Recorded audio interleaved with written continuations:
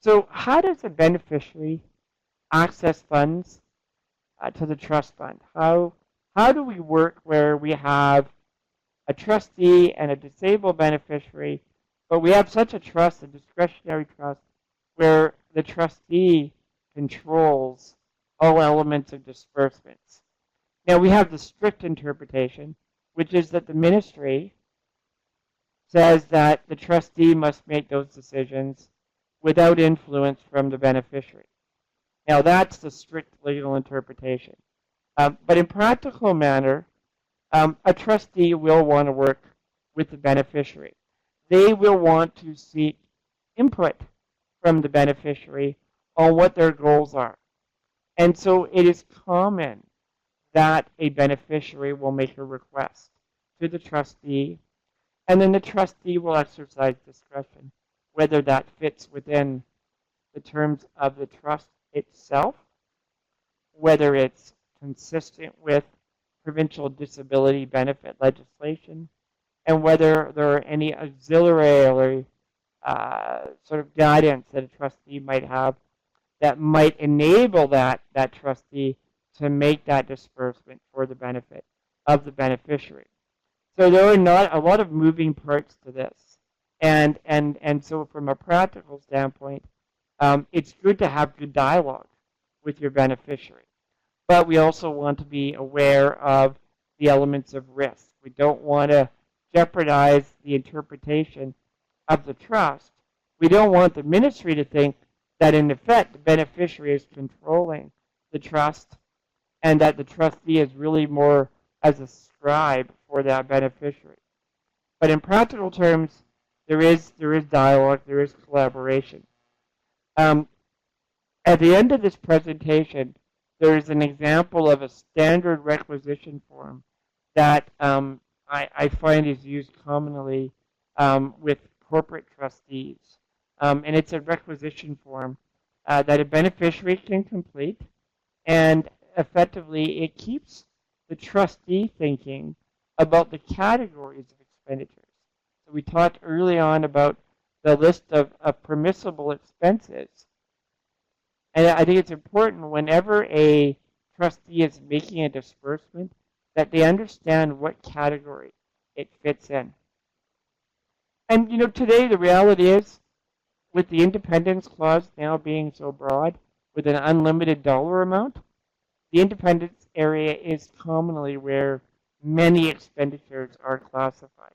But that doesn't mean that it could not be for medical equipment or for caregiver costs or housing or schooling, etc.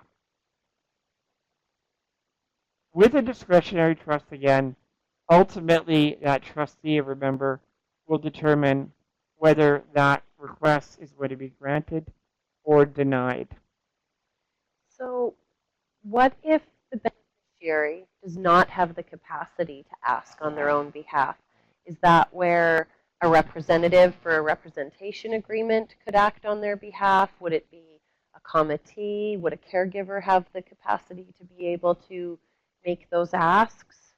Yeah, and so, clearly where an individual does not have capacity, and that is a common situation, where does the collaboration come? And so definitely a Section 7 representation agreement is a vehicle. A committeeship as a last resort is an option. There may also be some clear guidance again from the parent, the settlor in this case, who created the trust, because they will know and understand their son or daughter, and perhaps they will provide some guidance as well, in addition to potentially some sort of a representative. But it's really important that whether or not that individual has capacity, that they be seen as having some voice, and that their needs are met and at least taken into account. And I think that's why, this whole concept of relationship with trustee is so important, and why it's important for your trustee to know the person with a disability. If they suddenly get into this role and they've never had a right relationship with that person prior, it's challenging for them to start making decisions without some guidance. So the more, I think, support around that person with a disability, not that we want a lot of cooks in the kitchen, but we want to have the ability to collaborate. And ultimately, the goal here is let's ensure that your son or daughter, their best interests are at stake, and that you've taken steps to ensure that there's a network around them, to ensure that they're supported in decision making, and that you've got a trustee that is able to take on that responsibility, and that they've got enough guidance from you to make decisions that are going to be in the best interest of your son or daughter. That's really helpful because there was a comment. It's not necessarily a question that just says that this assumes that the beneficiary can complete the form, but everything that you've said is that there can be supports in place. Absolutely. Caregivers can support that, parents, family members, friends. And I'm going to talk a little bit about the passing of accounts later on, because a trustee, they also have a duty to the beneficiaries. Whether or not that beneficiary has capacity, their accounts need to be vetted in some manner, whether it's informally or formally through the court. So we'll touch on that a little bit more because that's another important checks and balance on the trustee. So again, a trustee, although they're going to consider this request, they're not obligated to say yes.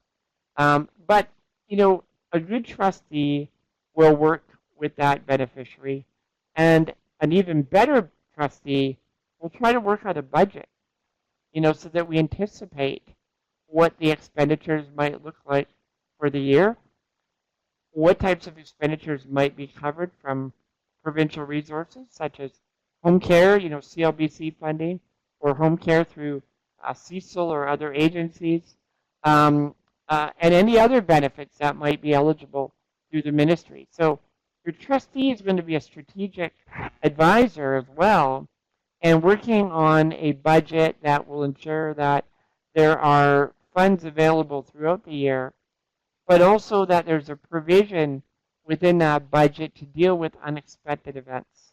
And that will enable, I think, both the trustee and the beneficiary to work collaboratively, because now there's some certainty.